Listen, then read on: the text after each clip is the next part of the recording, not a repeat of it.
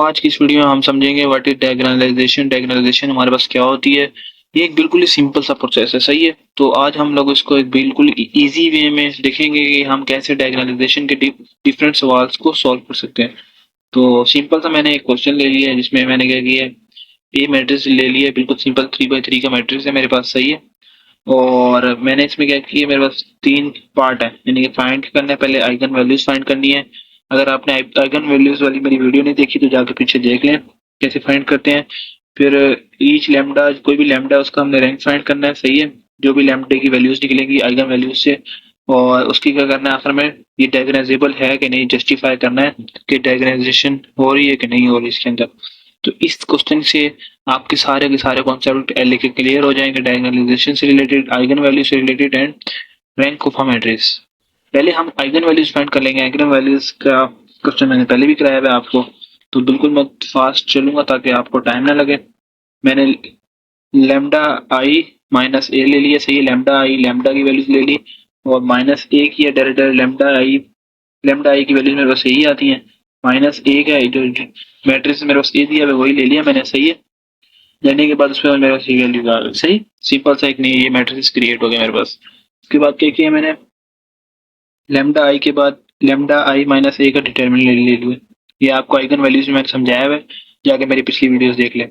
और फिर मैंने डिटर्मिनेंट लिया। डिटर्मिनेंट के बाद सिंपल सी मैंने वो की है, कैलकुलेशंस की। कैलकुलेशंस के बाद मेरे पास सिंपल फैक्टराइजेशन के बाद ये एक लेमडा की दो वैल्यूज आ गई, लेमडा 3 एंड लेमडा 5। ये आप देख सकते हैं, सिंपल सी फैक्टराइजेशन की हुई है, प्लस माइनस किया हुआ है, मल्टीप्लीकेशन की हुई है, और कुछ भी नहीं किया हुआ। अब हम फाइंड करेंगे रैंक ऑफ अ मैट्रिक्स कैसे निकलता है, सही है। ये सिंपल सी बात है। नॉन जीरो रोज देखेंगे पहले हम लोग, ये करेंगे।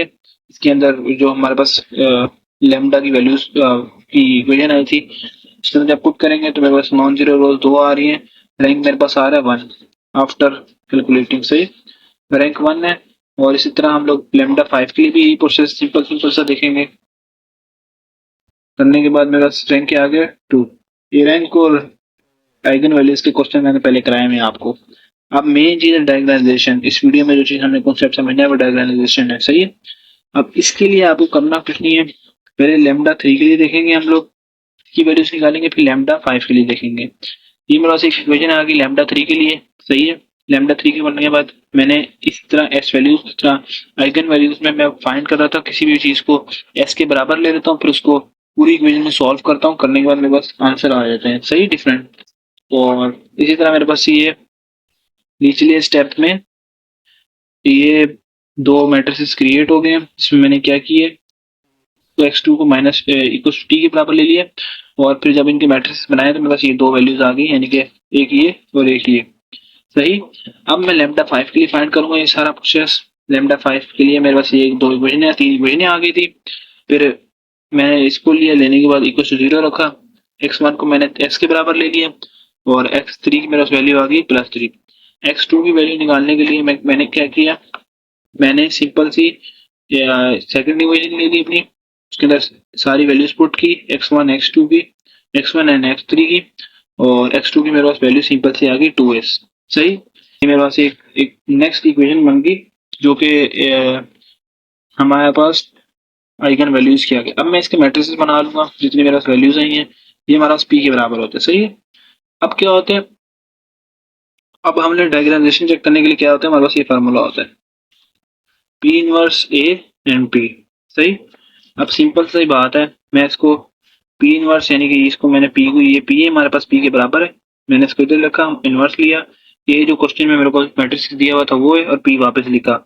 डायरेक्ट कैलकुलेटर में डालेंगे तो आपको आसानी हो जाएगी किस तरह सॉल्व करना है। तो सिंपल सी आप मल्टीप्लीकेशन पहले इसकी इसमें से आप क्या करेंगे, आप पहले इसका इनवर्स ले लेंगे और इसको आपस में मल्टीप्लीकेशन कर देंगे, तो आपके पास एक फाइनल जो मैट्रिक्स बनेगा वो ये क्रिएट होगा, सही। मैं स्टेप करना नहीं चाह रहा ताकि वीडियो में आपको सिर्फ बेसिक कंसेप्ट दिखा सकते हैं। फिर बाद में क्या है, अब इसमें एक डायगोनल की फॉर्म में आपके पास आंसर आएगा ओवरऑल, जो मिसाल तौर पर सारा मल्टीप्लीकेशन के बाद और इनवर्स के बाद। तो आपके पास अगर डायगोनल में आंसर आ रहा है तो वो आपका डायगोनालाइजेशन होता है और डायगोनालाइजेबल मैट्रिसेस होता है, सही है। तो ये तो सारा प्रोसेस, और बहुत इजी क्वेश्चन था, और इस मैंने जल्दी जल्दी करवाया ताकि आपको बस बेसिक का कॉन्सेप्ट पता लगे और पेपर से पहले अगर आप तैयारी करने बैठे हैं तो आप आसानी से मेरी इस वीडियो को देख के तैयारी कर सकेंगे।